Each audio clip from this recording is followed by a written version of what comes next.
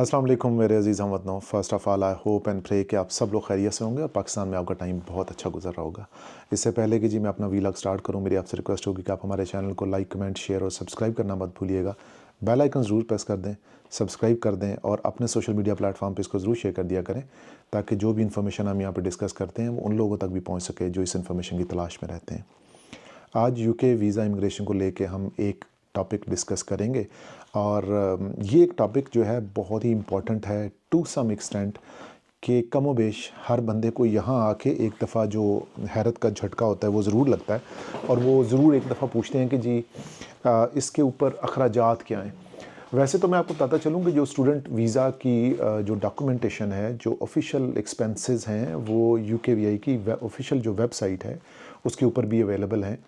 और आपके लिए ये सबसे बेस्ट ऑप्शन होता है कि जब आप ये प्लान कर लेते हैं कि आपने मूव करना है या स्टूडेंट वीज़ा अप्लाई करना है, तो एक जो अखराजात की समरी है वो ज़रूर अपने ज़हन में बना लिया करें। अब वो कहाँ से मिलेगी? हम यहाँ पे जो स्टूडेंट वीज़ा के अखराजात हैं उसको जनरली 3 कैटेगरीज़ में डिवाइड कर सकते हैं। एक वो कैटेगरी है कि जो आपने यूनिवर्सिटी को फ़ीसें पे करनी है, एक वो कैटेगरी है कि जो आपने वीज़ा इमिग्रेशन के लिए पे करना है, और एक वो कैटेगरी है कि जिसके अंदर जब आप यूके में आ जाते हैं तो यहाँ पे डेली रूटीन लिविंग के लिए या आपकी लाइफ एक्सपेंस के लिए जो अखराजात हैं। अब जब आप स्टूडेंट एज अप्लाई करते हैं और आप एक यूनिवर्सिटी सिलेक्ट कर लेते हैं, वहाँ पे आप अपने पेपर सबमिट करते हैं, वो यूनिवर्सिटी आपको एज अ स्टूडेंट हायर कर लेती है और आपकी फ़ीसों की डिमांड करती है। वो फ़ीसें एक सेपरेट थिंग है, उसका इसके साथ कोई ताल्लुक़ नहीं है। आपने फ़ीसें जमा करवा दी, यूनिवर्सिटी ने आपको एज अ स्टूडेंट हायर कर लिया। अभी आप सेकंड स्टेज पे आते हैं जहाँ पे आप अपना वीज़ा अप्लाई करते हैं। वीज़ा इमिग्रेशन की फ़ीसें नॉर्मल वीज़ा फ़ीसें होती हैं। अगर आप इंडिविजुअल के तौर पे आ रहे हैं, सिंगल आ रहे हैं, तो वो आपकी फ़ीस है। लेकिन अगर आप मैरिड हैं और आप हायर एजुकेशन में आ रहे हैं और आपके बीवी और बच्चे भी आ रहे हैं, तो ज़ाहिर है आपके फैमिली मेम्बर की फ़ीसें भी इसमें शामिल होती हैं। हम इस चीज़ के ऊपर आते हैं कि जो थर्ड स्टेज है कि जहाँ पे जाके आपको लिव इन के लिए या जो रूटीन लाइफ है उसके लिए जो एक्सपेंसेस रिक्वायर्ड होते हैं वो कौन से होते हैं और वो कहाँ से आपको पता चलेगा कि कितने एक्सपेंसेस हैं और कितनी आपने स्टेटमेंट जमा करवानी है। ये जो इम्पोर्टेंट चीज़ है ना कि जी बैंक स्टेटमेंट कितनी होनी चाहिए, ये बैंक स्टेटमेंट क्यों होनी चाहिए और किस मकसद के लिए होनी चाहिए, और क्यों आपसे जो यूकेवीआई है वो आपसे ये डिमांड करता है कि आप इतने लाख रुपए की एक बैंक स्टेटमेंट शो करें। उसकी रीज़न क्या है, क्यों आपको जो है ना वो बैंक स्टेटमेंट चाहिए होती है। आपको हमेशा याद रखना है कि देखें, जब आप स्टूडेंट वीज़ा अप्लाई करते हैं, यूनिवर्सिटी को आपने फ़ीसें पे कर दी, इमिग्रेशन को आपने वीज़ा फ़ीसें पे कर दी।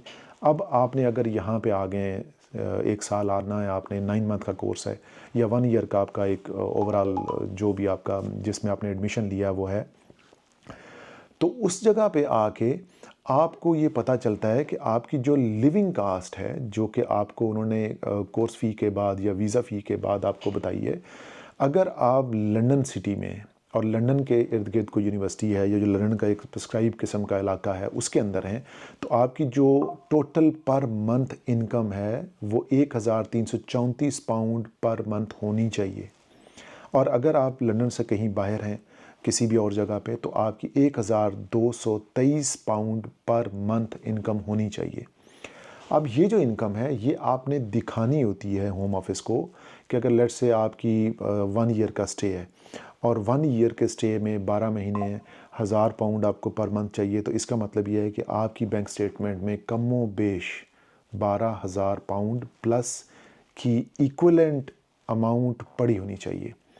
इसीलिए आपको बताते हैं कि ये बैंक स्टेटमेंट आप अपनी जी बढ़ाइए, उसको मैनेज करें, उसके अंदर इतने पैसे डालें, ताकि as per UK government policy अगर आपने 1 साल रुकना है तो आपके पास कम बेश 12,500 पाउंड बैंक में होना चाहिए, जो कि इस चीज़ को साबित करेगा कि आप अगर 1 साल जाके इंग्लैंड में रहते हैं, आप इस काबिल हैं कि आप अपने आप को सपोर्ट कर सकते हैं। क्योंकि एज अ स्टूडेंट आपको काम करने की तो इजाज़त नहीं होती है, बड़ी लिमिटेड सी इनकम होती है। अगर आप करते भी हैं तो वो 20 आवर जो है ना वो बहुत ही लिमिटेड एक जॉब होती है जिसके अंदर कुछ भी आपको इनकम नहीं होती है। सिर्फ ये हो सकता है कि आप अपना रोटी पानी अरेंज कर सकते हैं, उसके अंदर बाकी कोई आप लिविंग, आना जाना, गाड़ी, ट्रांसपोर्ट, घूमना फिरना, जो ओवरऑल एक्सपेंसेस हैं यूनिवर्सिटी के और बाकी चीज़ों के, वो आप मैनेज नहीं कर सकते हैं स्टूडेंट वीज़ा के ऊपर। तो इसलिए आपसे ये कहा जाता है कि आप अपनी बैंक स्टेटमेंट को इम्प्रूव करें اس کے اندر اتنی چیزیں، اتنا پیسہ یا اتنا آپ کے پاس انویسٹمنٹ ہونی چاہیے، اور یہ انویسٹمنٹ جو ہے آلریڈی آپ کو یو کے امیگریشن کی ویب سائٹ جو ہے اس کے اوپر دی ہوئی ہے. آپ کائنڈلی اس کو ایک دفعہ ضرور گو تھرو کر لیجیے گا، اور اتنے پیسوں کی ہی بینک اسٹیٹمنٹ آپ سبمٹ کریں گے اپنے ویزا کے ساتھ، تاکہ آپ کے ویزے کے اندر کوئی ریجیکشن نہ آئے، آپ کو کسی قسم کا کوئی مسئلہ نہ آئے. اور اگر آپ کو کوئی مسئلہ آ بھی جائے یا آپ کو کوئی گائیڈنس چاہیے ہو تو اس کے لیے آپ مجھ سے رابطہ کر سکتے ہیں. یہ تھا جی ہمارا آج کا ویلاگ، اور میں امید کرتا ہوں کہ اس میں سے ضرور کچھ نہ کچھ آپ کو ایک اچھی انفارمیشن آپ تک پاس آن ہوئی ہوگی. لیکن پھر بھی اگر آپ کو کوئی مسئلہ ہو، کوئی پریشانی ہو، کوئی پرابلم پیش آ رہا ہو تو اس کے لیے آپ مجھ سے رابطہ کر سکتے ہیں، اور میری کوشش ہوگی کہ آپ کو بہتر طریقے سے گائیڈ کیا جائے. بٹ ہمارے چینل کو لائک، کمنٹ، شیئر اور سبسکرائب کرنا مت بھولیے گا. نیکسٹ ویلاگ تک ہمیں اجازت دیں. اپنا بہت خیال رکھیے گا. Take care of yourself. Allah حافظ.